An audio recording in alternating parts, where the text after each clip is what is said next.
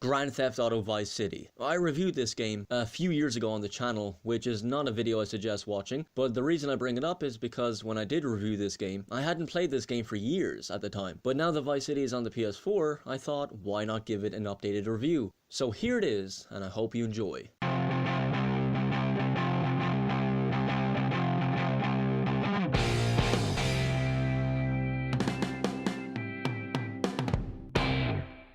Grand Theft Auto Vice City was developed by Rockstar North and it released on October 27th, 2002 with obvious high praise, and since it's a GTA game, people still play it and talk about it. Plus this game is the second highest sold video game ever, behind Grand Theft Auto San Andreas. So isn't that just wonderful? Nothing but positivity and love all around for Vice City. And you'll get the same here, because it's wonderful. Now I love Liberty City. It doesn't matter if it's this version or this version. I love that goddamn city. But man, Vice City is just more colorful, brighter, has a more positive vibe to it, and also sexier.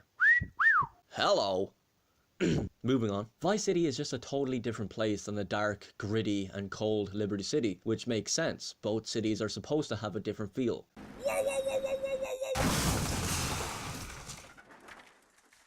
But it's not just the cities that are different from one another, it's also the characters, Claude and Tommy. The one difference being Tommy actually talks, and he's voiced by Ray Liotta, which has always been so cool to me. If you're gonna have a guy talk, why not let Ray Liotta do it? He's a good fella. Okay, I got that joke out of the way, we can move on now. He does a very good job in this game though. It's too bad he didn't do more voice work for video games. The only two I see are Vice City and Call of Duty Black Ops 2. But hey, that's still very cool of course. I'm just saying, maybe have him show up in some future DLC from Grand Theft Auto 5. I don't know, at least then I'll actually try out DLC from Grand Theft Auto 5. Anyway, Ray Liotta voices Tommy Vercetti, the guy with the blue Hawaiian shirt. You may have heard of him. Well, he dies very easily.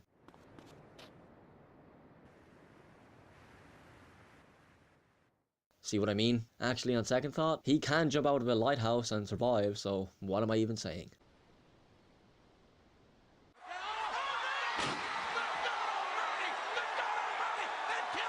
But just like the silent guy, Claude, he can't swim, so don't go near water or you'll die. Mind your bees wet. Why is this game great again? I just came here for some pussy. You got ID? Since Vice City was made with the same engine from GTA 3, it feels very similar to it. But that's okay because it does have differences also. Tommy runs much faster and longer before getting tired. Don't come near me again. The combat is okay, but the dated animations make it more funny than anything else, and hell, maybe at the time it was meant to be funny too. You can drive motorbikes along with jumping off of them,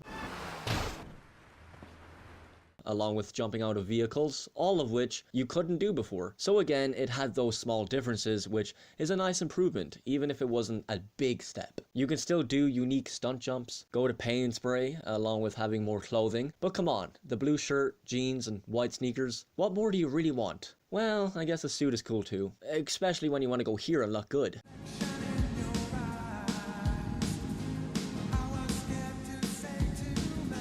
Man, this place is great. It's been 15 years and these tools are still dancing. Fuck this. Tommy Vercetti? Shit.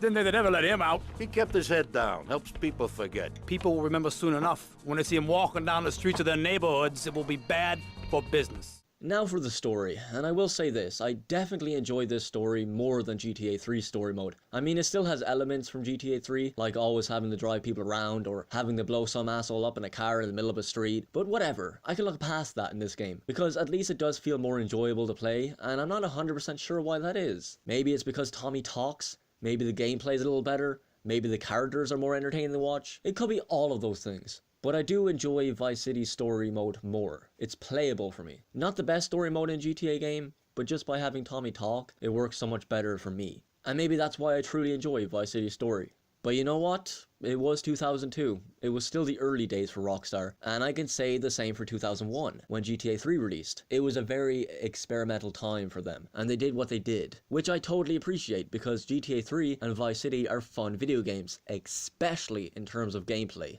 more than anything else. The fact that most of us still play this game 15 years later is very cool. I mean, goddamn, give it another 5 years and this game will be 20 years old.